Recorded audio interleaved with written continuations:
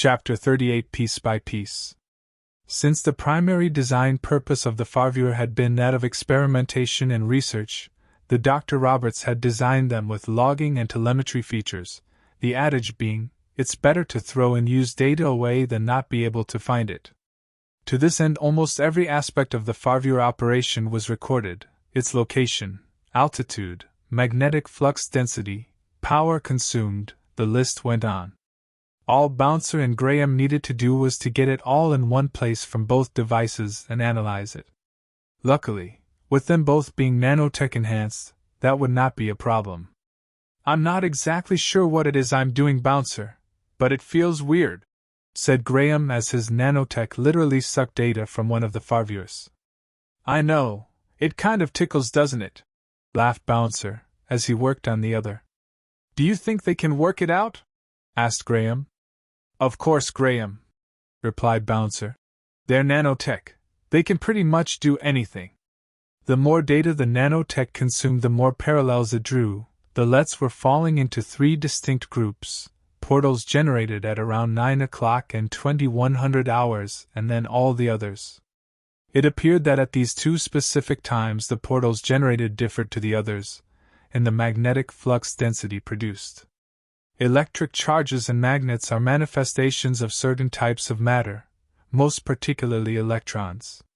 Since matter carries energy, Einstein's famous equation that energy is mass times the speed of light squared, such objects will have a gravitational field, and so they will distort space-time.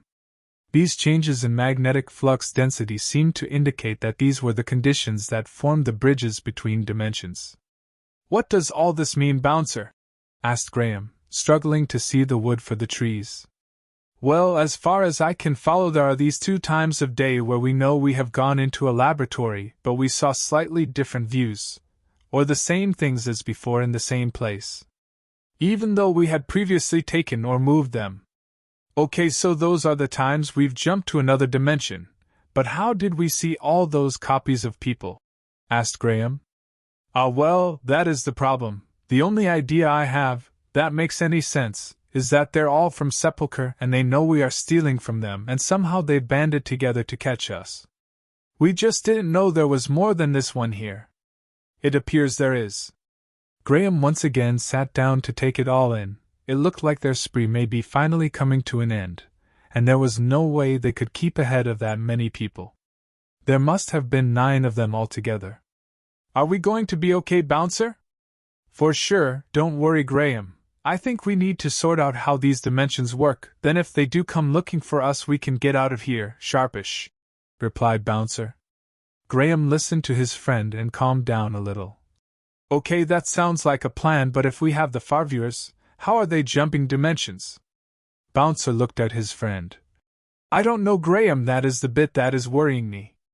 For now we need to get back to work. We'll wait till tonight, then jump to this LET, and then jump again at 9 o'clock tomorrow morning. We can see where that leads us, literally." "Roger, Bouncer,"